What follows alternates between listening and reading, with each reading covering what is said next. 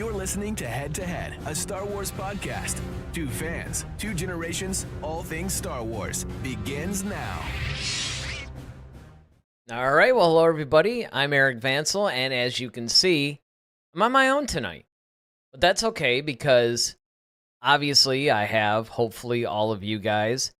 Again, the other thing I should point out is we are going to try the call-in thing again. Once again, I have to emphasize this is a huge experiment on our part. So, well, of course, last time we tried it, Voyager called in. I could hear her, she could hear me. You guys couldn't hear anything, and it resulted in Darryl just staring, and we had a bunch of dead air. But hopefully, I fixed the problem. So if anybody does want to call in, you're welcome to do that, and we can give it a shot. There's nothing like actually testing this stuff on the air. I mean, I tested it a little bit before, but, again, it's just something that we're trying to add to the show. We're not necessarily going to be doing it every show, but it's something that we thought that we would add and, maybe try to give you guys another way that you can talk to us directly. Almost like a little radio kind of thing. But today we're going to be talking about Andor Season 2. Now, admittedly, there isn't a whole lot. And again, you guys are welcome to chat, call, whatever you want to do. There isn't a whole lot that we can go over, but there are some notable things that I thought were coming up. It's going to be released next year. Of course, we really don't know when it's going to be released next year, but it's always fun to talk about Andor. Of course, we had been talking about the Acolyte for many, many weeks now. And of course, we haven't been live in a couple of weeks. We missed both shows last week. So even though Darryl couldn't make it tonight, I'm like, you know what? We got to do a show. We got to have a show up. So we're going to do that for you guys and hopefully work out some of this Andor stuff. So remember that Andor was actually supposed to come out this year. It was originally slated to come out at some point this year, but because of the writer's strike, obviously that didn't happen. So we're now looking to see where it's going to go from there. Now, my personal opinion is that's something that's really good because, as you guys may or may not know, there have been a lot of changes to the way that Lucasfilm has been running. It's been quiet, but it's definitely been there. There are some definite differences in the way things are going, and a lot of that, I think, is also due to the failure of the Acolyte. Because, again, they were pushing more of a social agenda. They were trying to do different things, but unlike what a lot of the stars and what Kathleen Kennedy herself thinks, a lot of this, quite frankly, is due to the fact that you're just getting away from what makes Star Wars really Star Wars. And I think that this is one way, whether or not you like Andor or not, this is one way that I believe Andor has actually succeeded. And that is, it is more about what makes Star Wars Star Wars. Now, of course, we have a couple of our viewers on, our regulars. We got Ted Adam Green. He's looking forward to it, meaning the show. And then, of course, David. David's always with us. Hello, Mr. Vansel. It's Star Wars Day. Couldn't miss this. Darryl isn't here because he's afraid, as he should be. That's awesome. That is awesome. Well, I was thinking about you today, David. We are talking about your favorite show, Andor. And I'm making my case. So just hear me out. I'm making my case as to why I think you should give Andor a chance, and particularly Season 2, because that's what I really want to talk about tonight, is just some of these updates. Again, it's nothing crazy. It's nothing spectacular.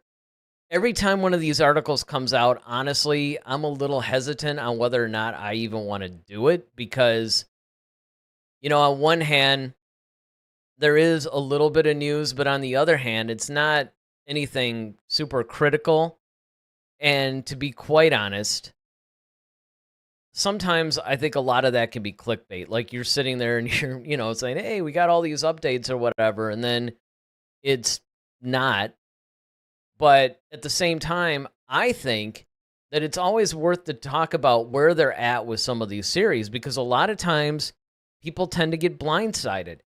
You maybe tune out until it gets a little bit closer to the release time, and then all of a sudden, maybe things don't live up to your expectations. So, again, I think it's definitely worth it to explore some of this stuff, get caught up, and figure it out. So let's just see some of these things here, because Darryl's usually the one that reads this stuff, so now I have to do that. But again, the plot of season 2 is going to focus on Cassian becoming a crucial rebel agent and the challenges of building the rebellion. And this is exactly where I think this show should go. In the beginning, it was somewhat of a building phase. We know that. We know that a lot of times when they're coming out with some of these shows, they have to give you the background. They have to put you in the world that they're in.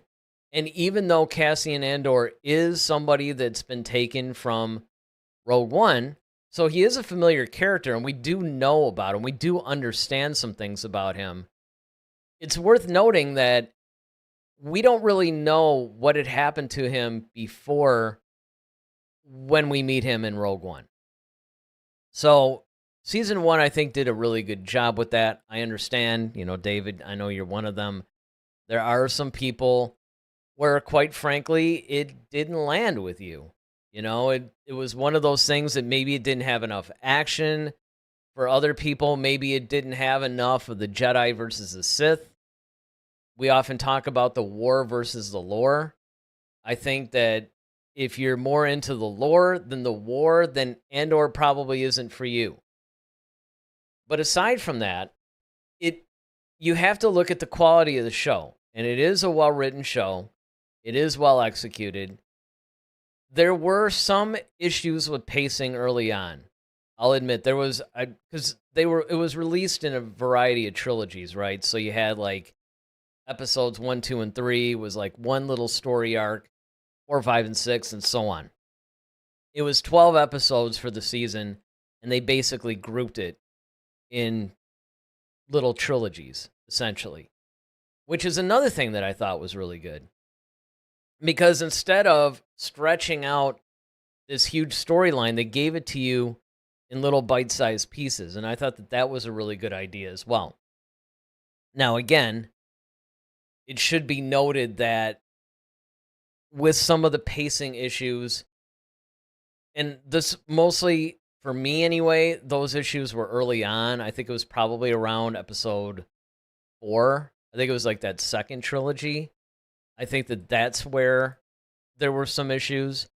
But unlike some of the other shows, like The Acolyte, like Ahsoka, Andor recovered from it fairly quickly. Ted basically says, Andor was the best example of what the normal folks were dealing with during the rebellion. Yes, I want to get into that a little bit. Not the Jedi, Sith, or clones. Once I got past episode 3, I was all in and give it a huge thumbs up. And I think that's where I'm at with it too. It might not have been episode 4. It might have been episode 3 that I remember going, I don't know. Again, I don't think anything was necessarily bad. I think it was more of a pacing thing than anything else. But, again, a lot of times it's not going to land with everybody. But I agree. I thought it was really cool that they did show you a little bit about what the rest of the galaxy was going through, because you do need a little bit of that microcosm of the citizens of the galaxy in order to better inform you of everything else. And here's what I mean by that. So you basically have a situation where from the original trilogy on, I won't even say dealing fully with the macro, because we were focused on the Skywalkers. And that was a little bit getting more into the micro, right? You're getting a little bit more into details.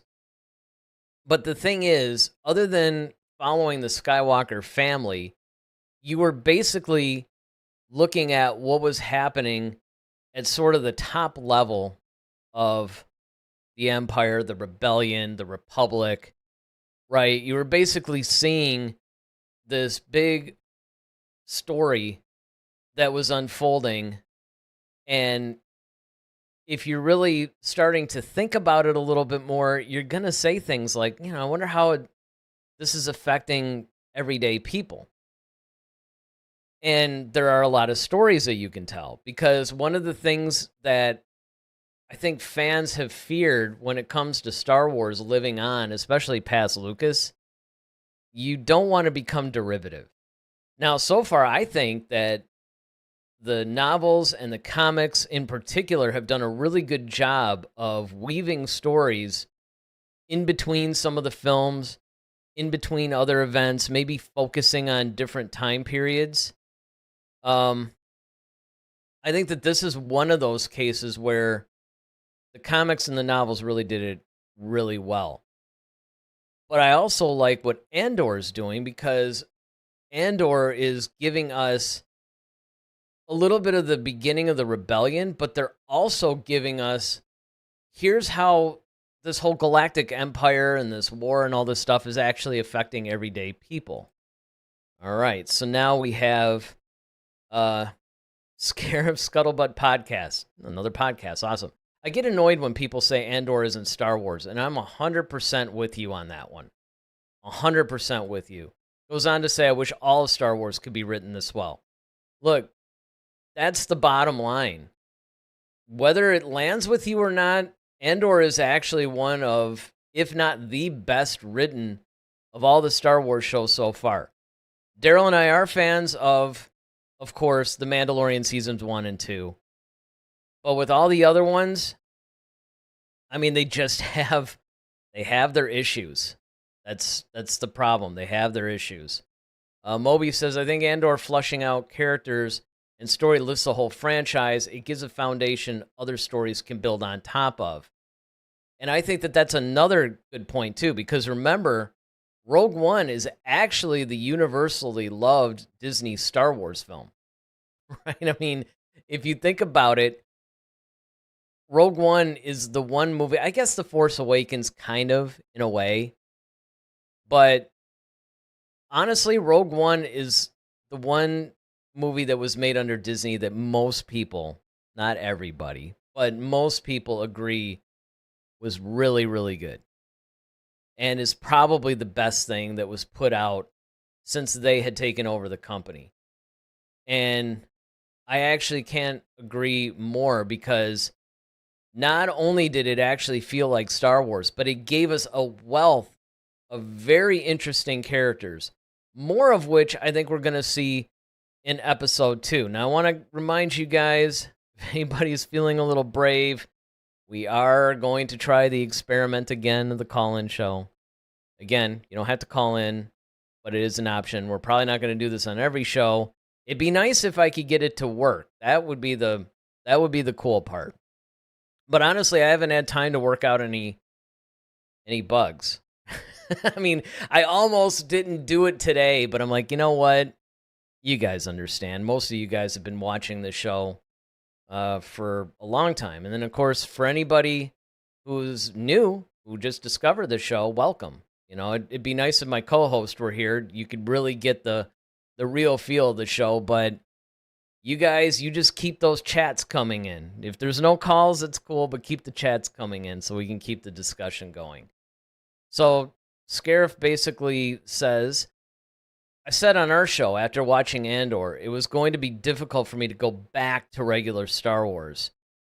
Yeah, I mean, it's really deep, and there's a lot in there. I mean, I think that there's a lot of detail. There's a lot of things that are definitely, there's a lot of themes that are explored. Particularly, I think one of the things that gets overlooked sometimes is the Mon Mothma storyline, right? You get the whole birth of the rebellion basically through her, and then of course through season 1, you're essentially watching Andor go from, I guess the best way to describe him would just be this like aimless character. You know, aimless is probably one of the best ways that I could describe him, because he seems kind of lost, and then he starts to find a purpose, and then, you know, he's basically all in.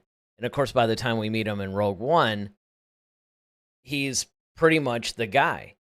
And I think it's really good to go back to that. You know, I also mentioned the book Catalyst. For those of you who have never read the book Catalyst, that's a direct prequel to Rogue One, and that's incredible. Like I said, and I've said this every time I bring this book up, but you don't necessarily have to read that book, obviously, to appreciate Rogue One. But if you do read the book, you will be vastly and greatly rewarded for it because it really enriches the entire story so much. I can't stress that enough. Ted basically writes, I recently heard someone say the best trilogy in Star Wars is Rogue One, A New Hope, and Empire Strikes Back. And I don't disagree. You know, that's actually, I never thought about it that way. But yeah, that would be the golden trilogy right there. Rogue One, A New Hope, and Empire Strikes Back. And I hope that Andor Season 2 follows suit and gives us even more of what we loved about Season 1. Now, for those of you who, like David, who are not into Andor, rest assured that Season 2, I think, is going to appeal to those who maybe just didn't like Season 1 for whatever reason. Maybe it moved too slow for them. Maybe it didn't feature a lot of action. I mean, I could see why it might not land for some people, but Season 2 should fix a lot of that, right? Because we're going to start to see some of the familiar characters like K2SO. One of the other updates that we have is Krennic is going to be in this one, right? Mads Mikkelsen as Krennic.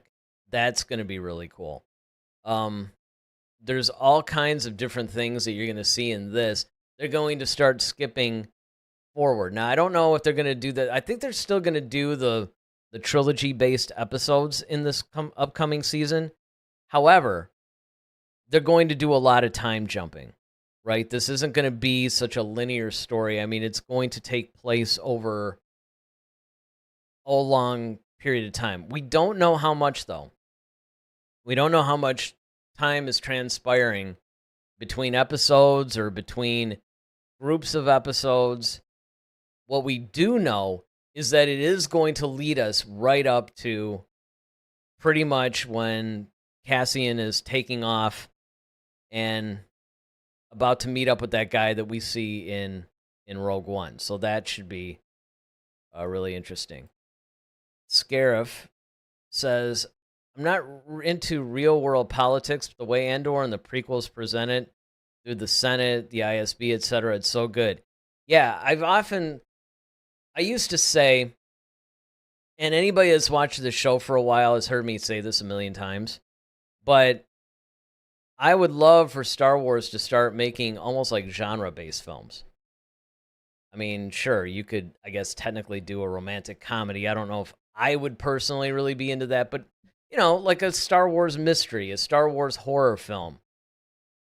But Andor essentially gave us the Star Wars political thriller. I mean, it sort of follows that Tom Clancy style that you see in a lot of these movies, like not only Tom Clancy's own stuff, but there's other things too, right? Like there's the Jack Ryan series. There's, oh man, it's like I'm blanking, like the Bourne series, things like that, where they're a little bit more political thriller, spy kind of a thing, you know, maybe sort of like a James Bond type of a thing.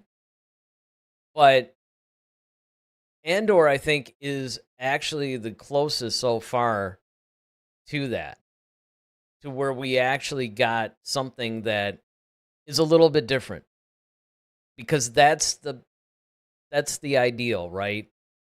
Be different, but don't be too different. And I think that that's the fine line that Lucasfilm has to walk. You know, they have to walk this line of, you don't want to keep retreading the same stories.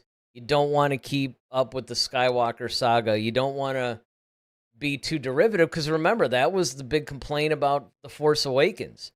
Even though that was a fairly universally liked or loved film among Star Wars fans, the biggest complaint about it, and of course it turns out it was done on purpose, but the biggest complaint was it was a little bit too reminiscent of A New Hope, right? And of course that was done intentionally. It's kind of like George Lucas always says, it's poetry, it's rhyming, there's certain beats that and motifs and everything that come up at various times. And so what they were trying to do was they were trying to, in a sense, bring back the spirit of Star Wars through what's technically a sequel, but it's almost retold in the same style as A New Hope. Now, whether or not that landed for you, that's a different story. But honestly, I think that what they really need to do, and we've had entire shows about, how they should proceed and how, what would be the smartest thing to do and what do audiences want and all this stuff. But the bottom line, number one, what is it that we always say on the show? Just give us good stories. First and foremost, we can overlook a lot of other stuff. Like I know that people were all tweaked for Kiadi Mundy's birthday in The Acolyte, even though the only thing, and we addressed this when we did our review of the show, that it was really the only thing that mentioned his birth year and all that was like this random CD-ROM or something of an encyclopedia for the Phantom Menace, I think it was. So that was technically fair game.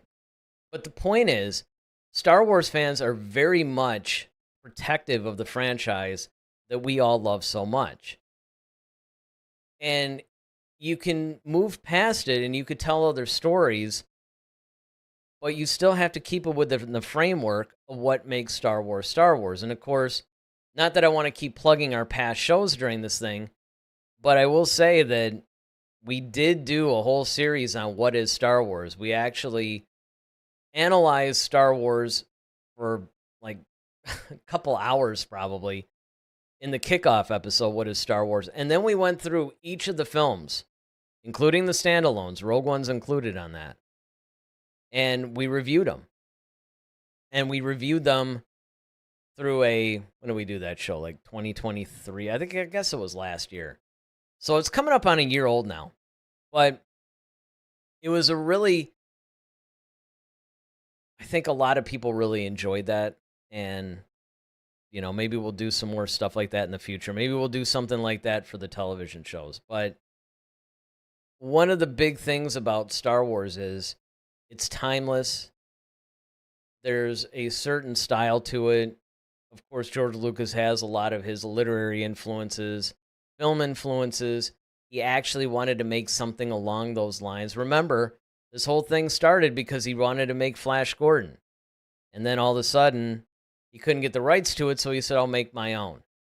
But the point is that Andor could actually be the show that fulfills this promise. This could give us something that feels like Star Wars, but also is a little bit different. And I honestly think that more than anything, is really what you need to have in the Star Wars world. And of course, they really need to come up with, well, if you really want my personal opinion, I think Star Wars really needs to get back in the theaters because it is a theatrical experience. All right, so let's see what else we got here on this thing. Like I said, I apologize. Darryl's usually the one that does this, but so obviously it's anticipated and it was intended to last 5. So that's another thing too. Andor originally was going to go 5 seasons, and instead now it's only going to be 2. And I think that's it.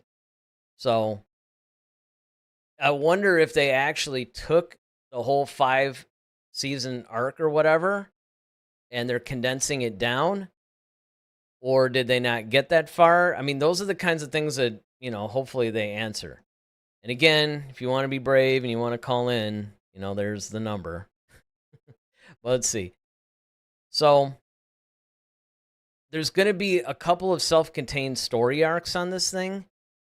But honestly, I think that it's going to stretch over the story again. It's going to show the creation of the rebellion. It's going to be basically how Cassian more or less wages a war against, like a personal war against the Empire. And so I think we're going to see a little bit into that. Another thing I really hope that they explore, it wasn't written in this article that I'm going off of, but one of the things I really hope that they explore is to give us a little bit more background on him during the Separatist days. Because they gave us a little bit, well, obviously they mentioned it in Rogue One. And then they gave a little bit of flashbacks and things like that in season 1. But I would really like to, and they don't necessarily have to show scenes, but I would really like to learn more about Cassian's time there. So let's see what we got. Began filming in November of 2022. It wrapped in February of 2024. So I actually think that the extra time was kind to Andor in this sense. I think that instead of suffering for it, I think it's actually going to make it a stronger show. So we're going to have to see about that. Let's see. So it is going to be split into 4 3-episode installments. So that's essentially going to be the same as the first. And each are going to depict a 1-year period that is important to the development of the Rebel Alliance. So that's another thing that's a little bit new too, is the fact that we're getting something a little different, because now it's going to be like 3 episodes and a year goes by, and another 3 episodes and a year goes by. And they're going to show us like key scenes of development and everything with the Rebel Alliance, which actually I think that the show is going to perhaps benefit from that, because again, one of the things that I think has been seriously lacking is the way that they've been a little bit casual with a lot of the lore and a lot of the, established continuity of just canon in general, really. They've been trying to add little things to it and maybe not step on canon so much, but there hasn't really been, other than maybe Ahsoka in recent times. Oh, maybe you can go Tales of the Jedi too, because that actually gave us a lot. But it would be cool if we actually saw some of the more definitive scenes of the Rebels really getting it together, because most of it up to this point has just been seeds. So Moby says, ultimately, fans want an Andor-level storytelling show with saber fights and iconic characters. And yeah, I would agree with that. I would definitely agree that ultimately, yes, like I said, tell good stories. That's the first thing. But the writing, the execution, which really falls under anything, but the directing, the pacing, things like that, they've all suffered to varying degrees in these other Star Wars shows that we got. Like I said, the closest thing we got to Andor was probably The Mandalorian season 1 and 2. In my opinion, that was really well written. It wasn't until season 3 that they lost it a little bit. But the Book of Boba Fett was embarrassing in a lot of respects. Obi-Wan, I didn't actually think Obi-Wan was terrible, but it definitely looked lower budget. And you could just tell that it wasn't really meant to be that show.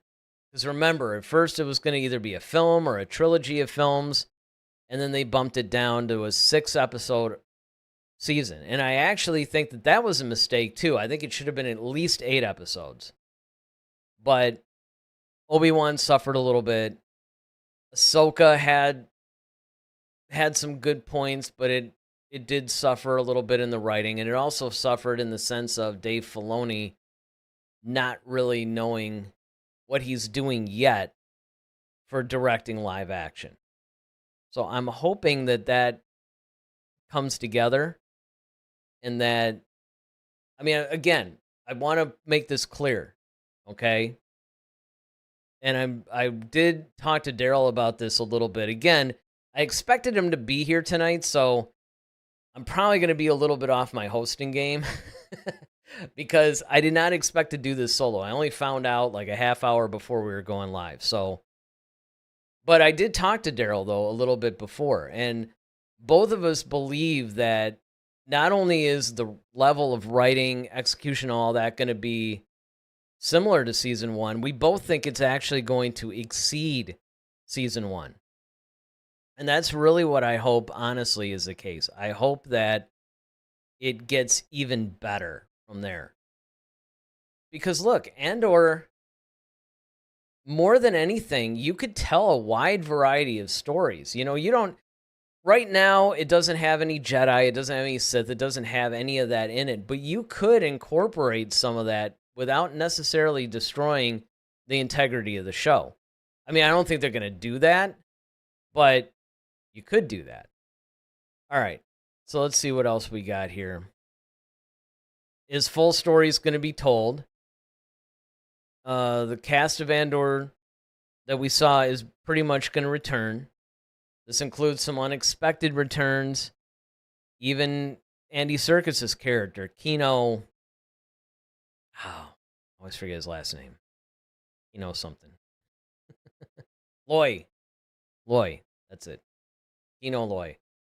He's going to probably come back, and we weren't really sure how that was going to be handled. So, I mean, I think that there's a lot of really good reasons to be excited about this.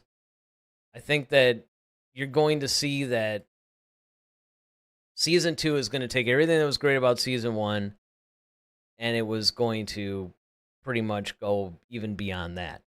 And that's the other thing I want to talk about with you guys tonight, too, is that once we get through some of these, okay, here's what's coming up, we can go in a little bit into, well, what should come up, and, you know, how should it come up, and where should they go? We know ultimately it has to end with Rogue One.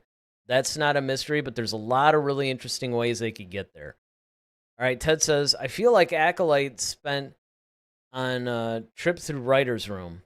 Obi-Wan and Boba Fett spent 2 trips. Ahsoka spent 3 there as well, Mando Season 3, but Mando Season 1, 2 spent 4, and Andor spent 5. Yeah. Ted also goes on to say, spend more money in the writing. The rest works itself out. I mean, look, you have to understand the biggest issue that Lucasfilm has right now is, in their minds, bringing the fans back to some form of unity and liking Star Wars again. Now, all they have to do to achieve that, and again, I'm not trivializing it at all, but all they have to do to achieve that is just look at what made Star Wars, and then tell good, timeless stories and give us something new. Now, the interesting thing about Andor Season 2 is, as was pointed out in the chats earlier, they could really go in a lot of different directions with this, because you're introducing a lot of new characters. You're introducing a lot of characters that have the ability to spin off and tell their own stories and have their own adventures. They could do this through the comics. They could do this through the novels. They could do a lot of different things. But ultimately, I think that once Season 2 is finished, obviously they're not going to do anything more with Andor, because originally it was going to be 5 seasons. Now it's 2. It's done. Rogue One basically tells the end of the story. The end of Season 2 is actually going to go up to Rogue One. So there really isn't a whole lot that you could tell or you can mess with at that point. But there are so many different stories and different things that they can go into with, like, Bix, you know, what's his name? Luthen, yeah. I'll get this. They could go into a bunch of different stuff. Early Rebel stories. They can even keep Cassian alive, because, again, you know, we're going to have his time from Andor Season 1 all the way up to Rogue One, but you can go in there. Cyril was another one who was interesting. Deidre,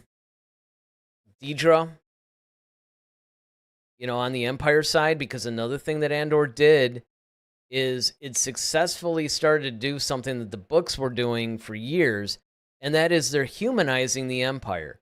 They're showing you, look, the Empire's not made of a bunch of, people with twirling mustaches and rubbing their hands together, eagerly not being able to wait to do more evil or something. You have to remember, and this is something that's easy to forget, is that the Republic turned into the Empire, right? So the Empire technically is the legitimate government. Now, of course, they run things a little differently than the Republic did, but ultimately, it's a legitimate government. So therefore, a lot of these people that just work in the Empire, whether they're lower ranking officers or just, like the radar technician, Matt, right?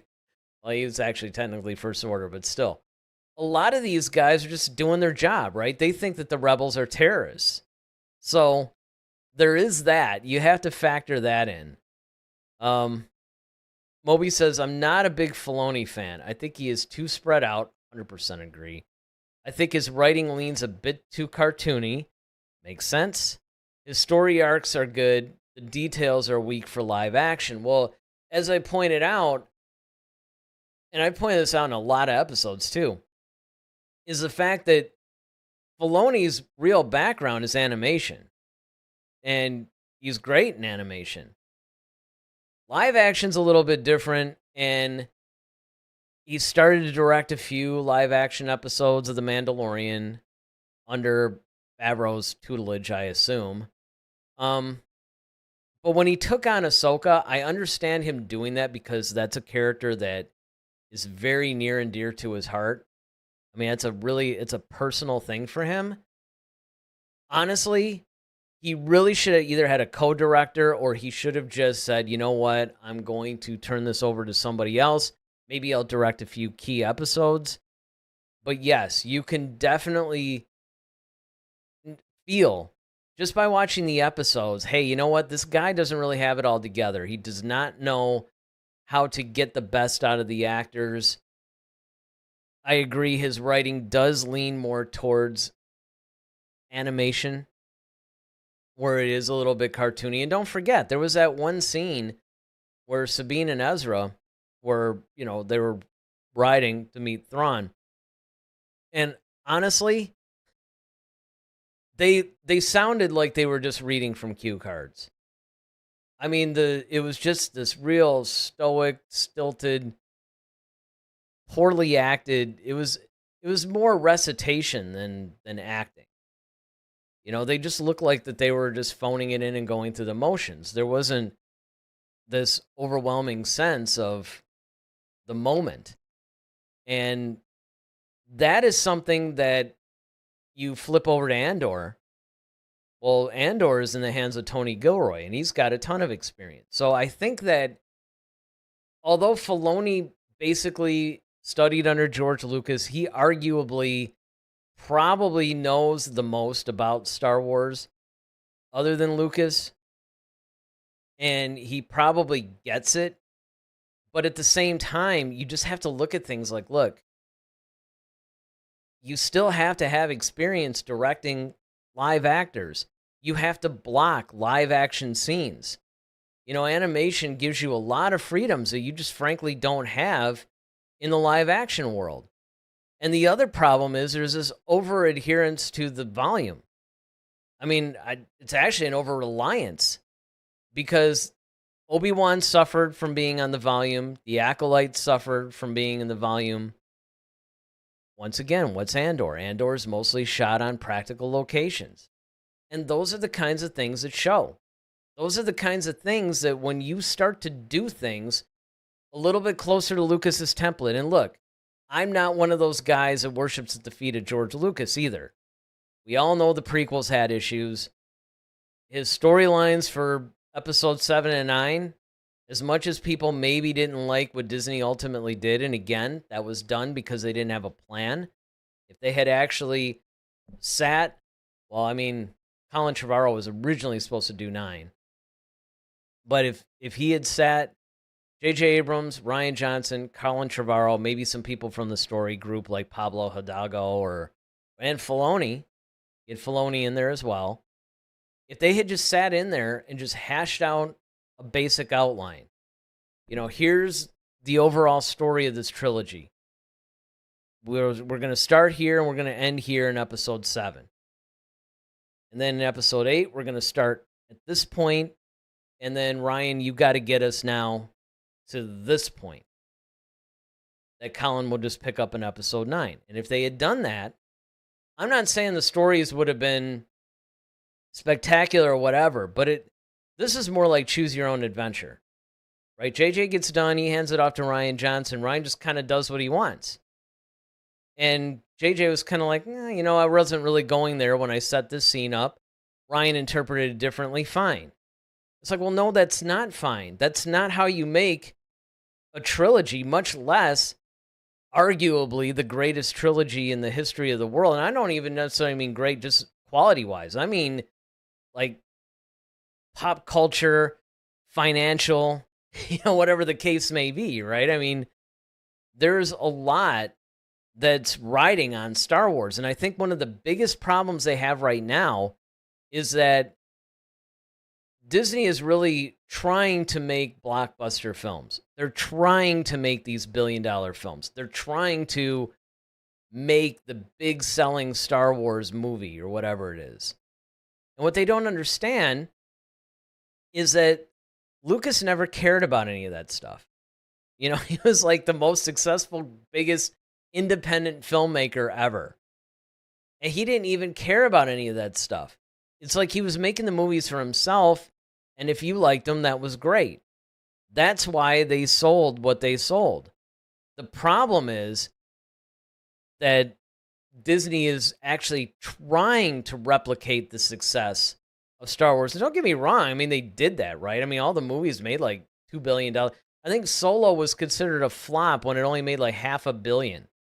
So there is that. I mean, there is basically that part that you have to look at where you have the business side as well.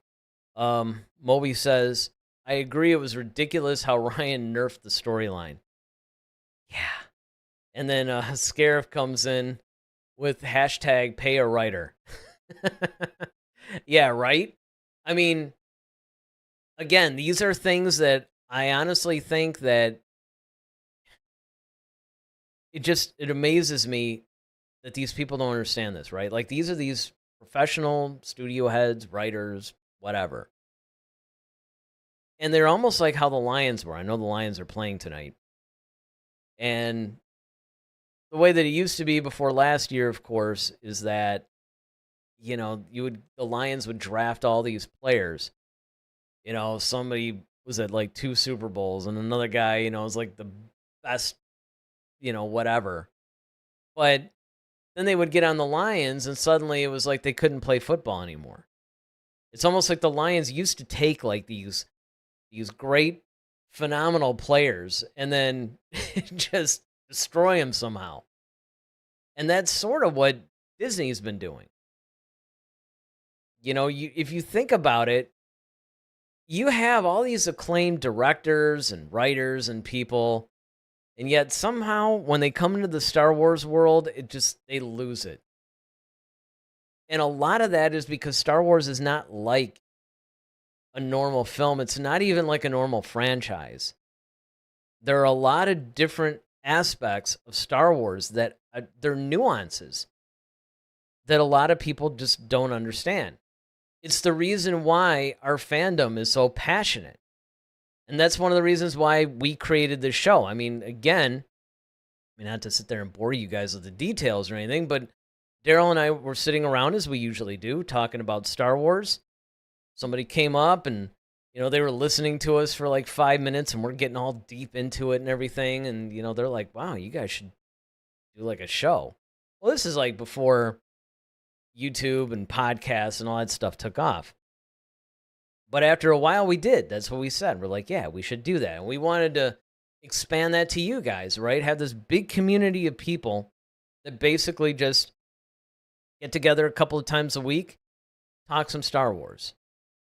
That's why our show is the way it is. It's a little bit looser. It's not like a lot of shows. Let's put it that way. But those are the kinds of things I think that if Disney really wants to recapture things, get back a little bit to what Lucas was trying to do. Because again, even Lucas, right? His ideas for 7, 8, and 9 were a little weird. I'm just going to put it out there. They were a little strange. Right? I mean, there's no other way to say it, really. But again, he's the one that understands his movies, his franchise. So even if you didn't like it, at least it would probably feel like Star Wars. Scarif says some people want to leave their mark on the franchise, but it has yet to be the other way around. Creatives need to understand that they are playing in the Star Wars sandbox, if you catch my meaning. Actually, yes. Darryl and I have said that and used that exact phraseology, actually. Playing in the Star Wars sandbox for years, because the idea is, I think that what some people are trying to do is besides the making the mark part, they're trying to, I think, mold Star Wars into something that not only is it not, but it probably shouldn't be. Again, one of the biggest problems is that people want to make it what they would call socially relevant, or they would, they want to we want to modernize Star Wars, right? That is the exact thing that you should never do to Star Wars, because Star Wars is timeless. It's basically like the fairy tales, once upon a time, except here it's a long time ago in a galaxy far, far away. It's fairy tales. It's timelessness. It's not something that, you want to try to fit in a box or bring a lot of crazy influences into it. And I'm not saying that Star Wars shouldn't evolve, but it should probably evolve. Maybe not every novel, but a lot of the expanded universe novels I thought were great. They continued the story of Star Wars, but yet they didn't ultimately destroy what made Star Wars Star Wars. And I think that that's the biggest problem that a lot of these filmmakers come in, right? Because they're hired because it's like, oh, well, you did whatever. Because case in point, Rian Johnson goes off and does Knives Out, much like when he did Looper. It's great. Because what makes a good movie might not always make a good Star Wars movie. And I think that is where a lot of people make their mistake. They try to either turn Star Wars into something that they want to see, or they try to do something like in the style of. And that's the worst thing that you can do. Scare says Star Wars needs to be universal and have universal appeal and not cater to the news you can use of the era. Otherwise, it gets stuck in that moment in time. Exactly.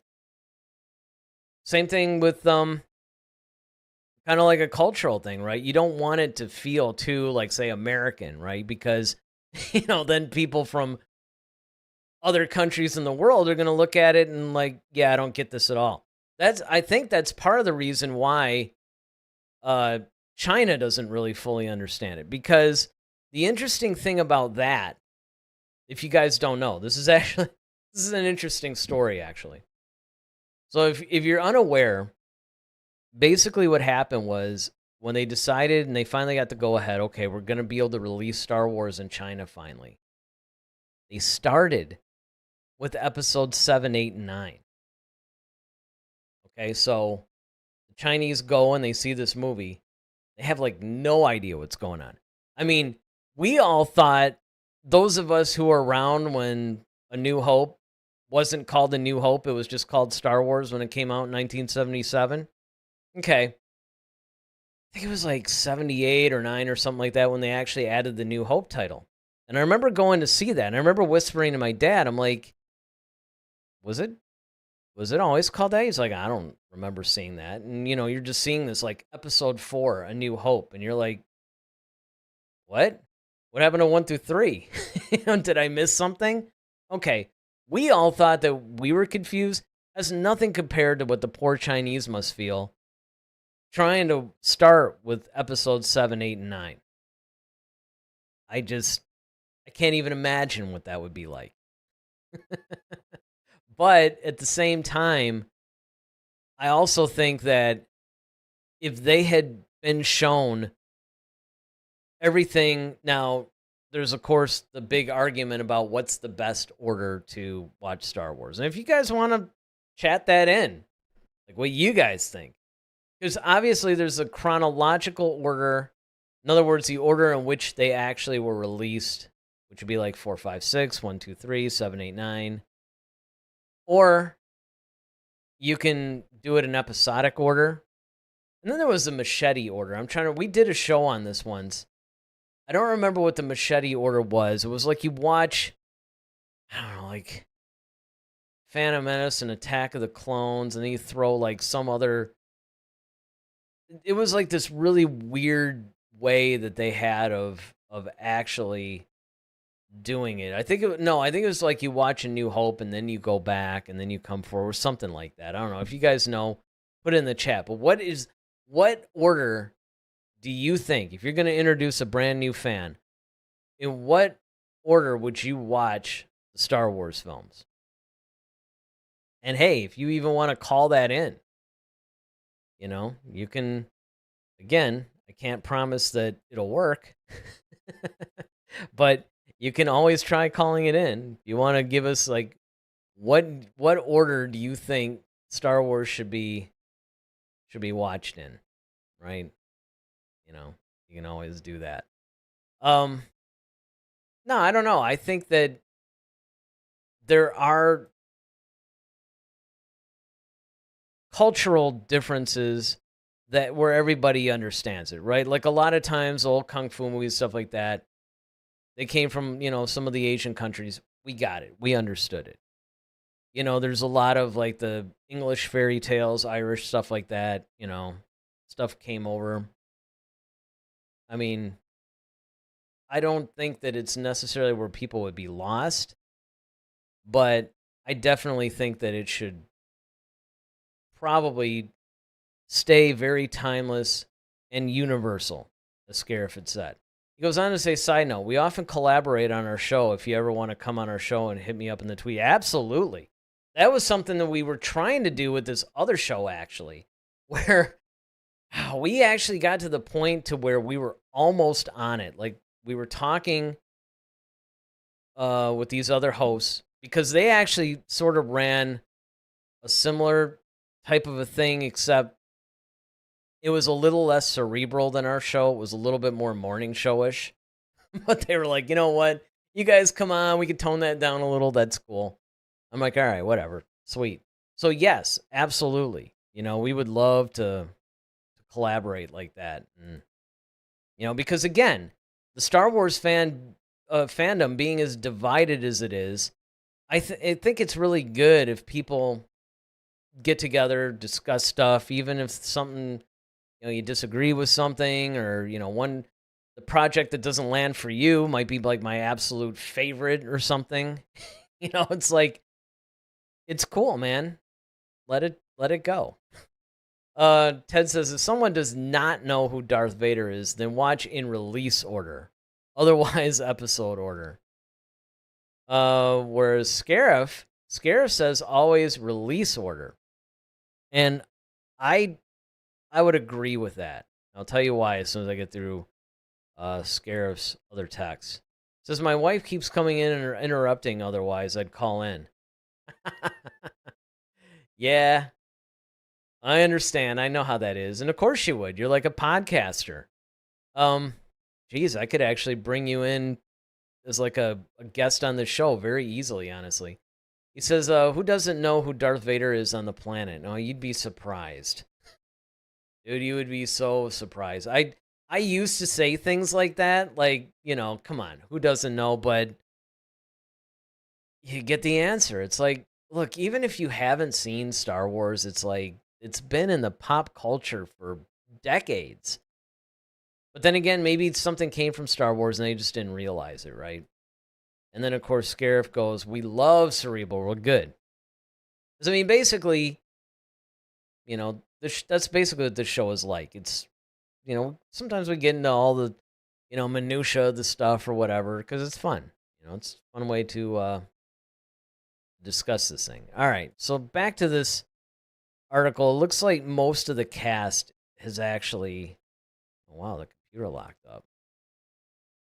Okie dokie then. There it goes. Most of the cast seems to be coming back.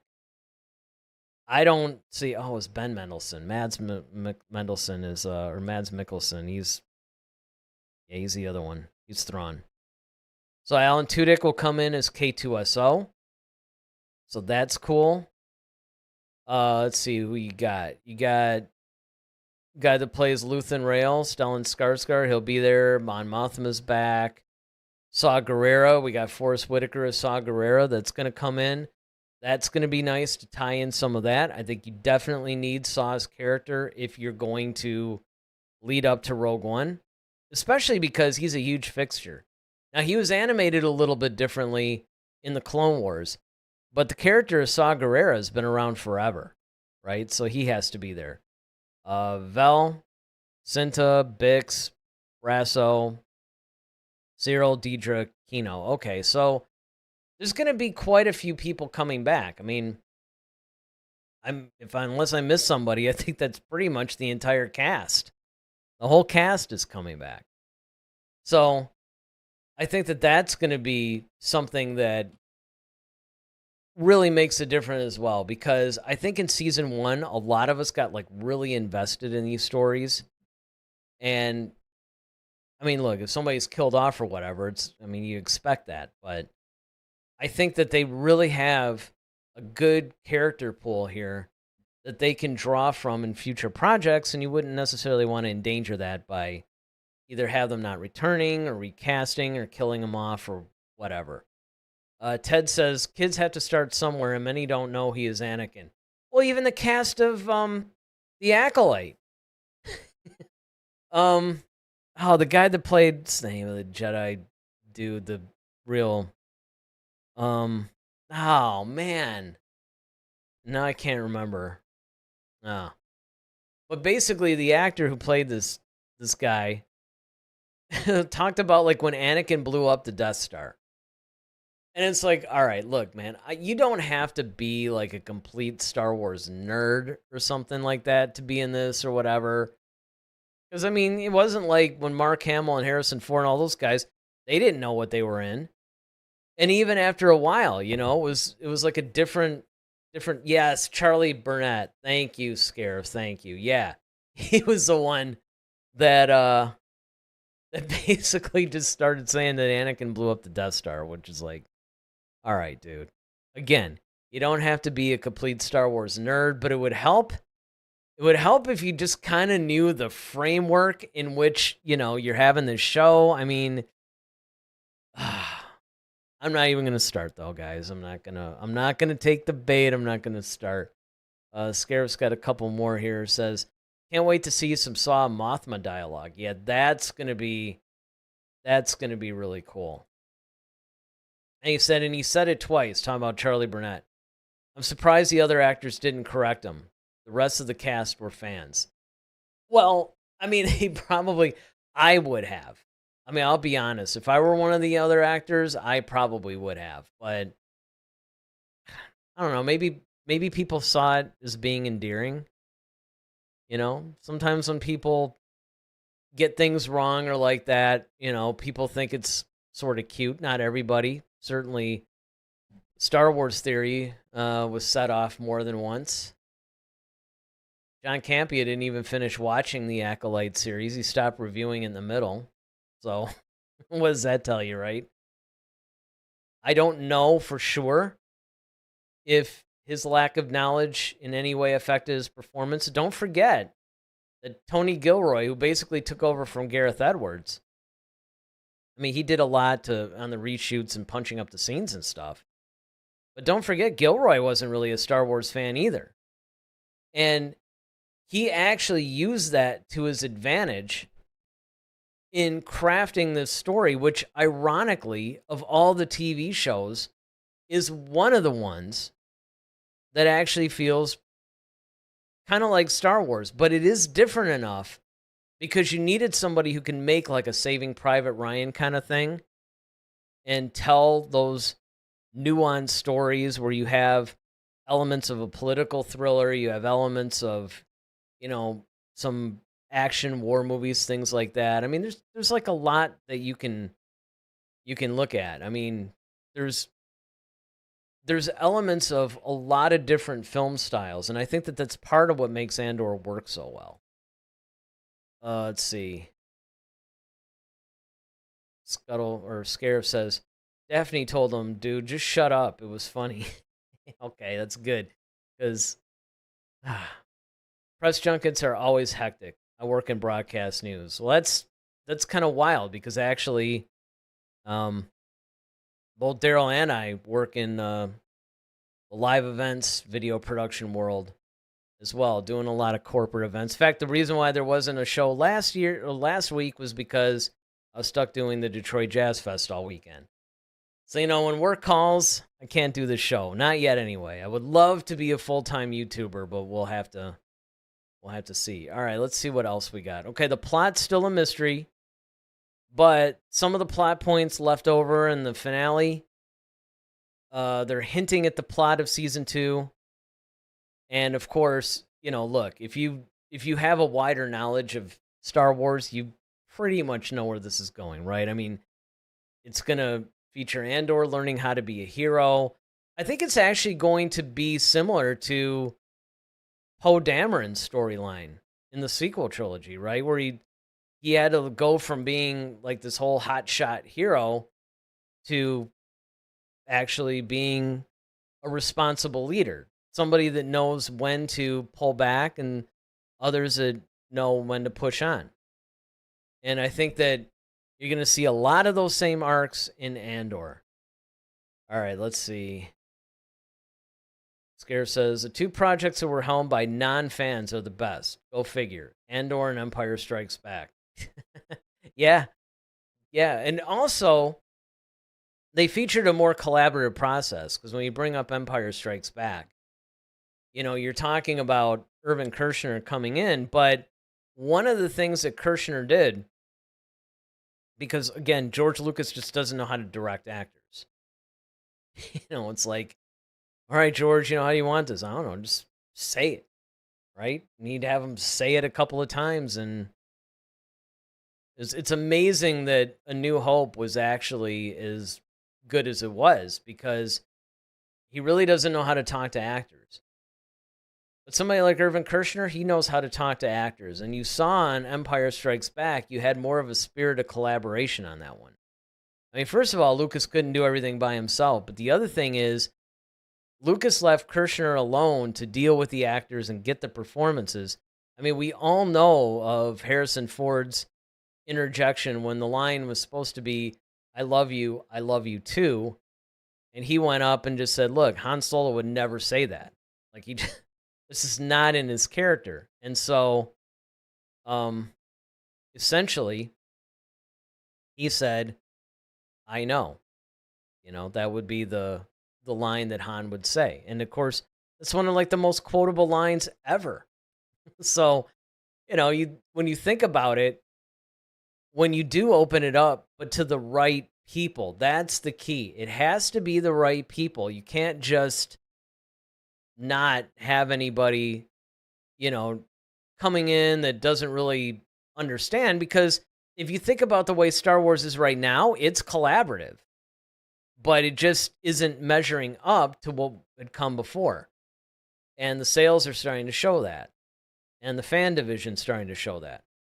Skip says, we have some synergy. I started a video production company in 94. Wow, that's a lot earlier. Darryl and I started one in 2015. Not doing the best, though. But then again, we also have these full-time jobs, so that doesn't help.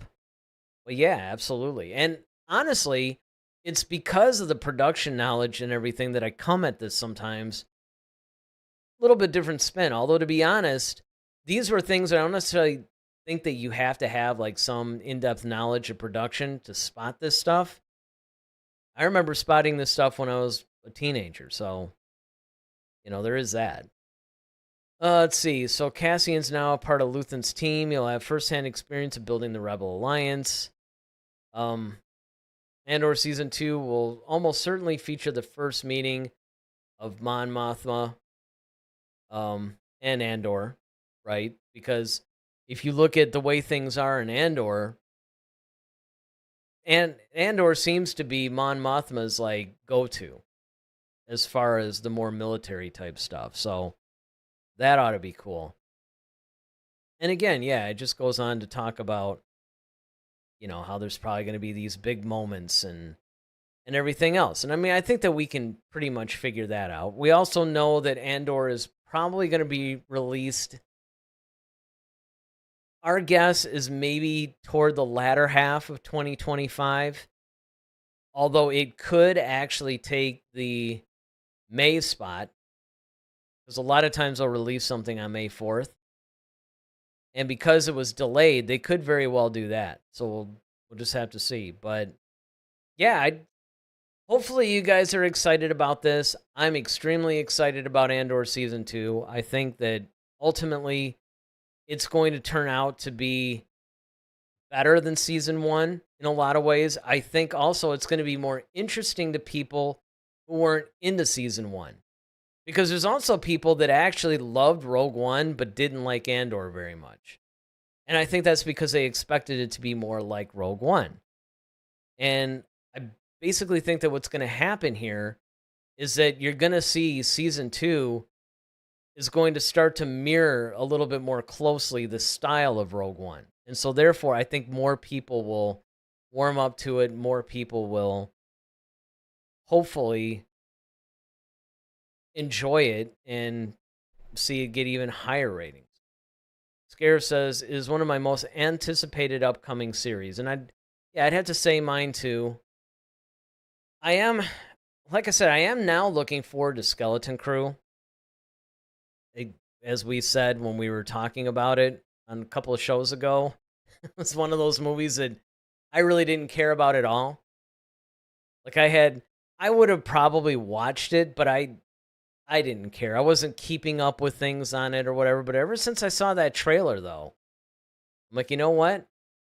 I think this could actually do something. So hopefully we'll have a little bit more like that, a little bit more like Andor, and that we, at some point, see Star Wars back in the theaters where it belongs as well. And it looks like the next time that's going to happen is that Mandalorian Grogu movie. So I think I'm going to wrap it up there. Unfortunately, didn't get any calls. Maybe we'll try again tomorrow. Maybe people will be looser tongued. I don't know. But it was wonderful chatting with everybody, though. And again, if you didn't hit the like button, please hit the like button. It really does help put us in front of more people. You hear YouTubers all the time talking about smash that like button, do all that. We all know the algorithm likes it better when you do that. So please do that. Subscribe if you haven't done so already. Because, that also helps us, right? At some point, we'd love to do this full time. So Scuttlebutt says, Scarif basically says, glad I found the channel. I'm glad you found it too. We always love it when people, especially good-natured, knowledgeable Star Wars fans, come into this. Ted basically says, fun time, gang. May the Force be with you and you as well. But yeah, tomorrow we'll do the call-in thing again. I'm hoping that Darryl could be back so you really get the full effect of the show. I did what I could, you guys. I tried to keep it alive. I did not want to cancel another show. But again, it was a lot of fun. Talking to you guys about Star Wars, this is like the highlight of my day, seriously. Highlight of my week. So I don't know what we're going to be talking about tomorrow. You're just going to have to come back and find out. All right? So with that, well, that's right. I have to do the whole closing myself, too. You guys. It's beginning to be like work now. All right. So I'm Eric Vansel. May the Force be with you. Always.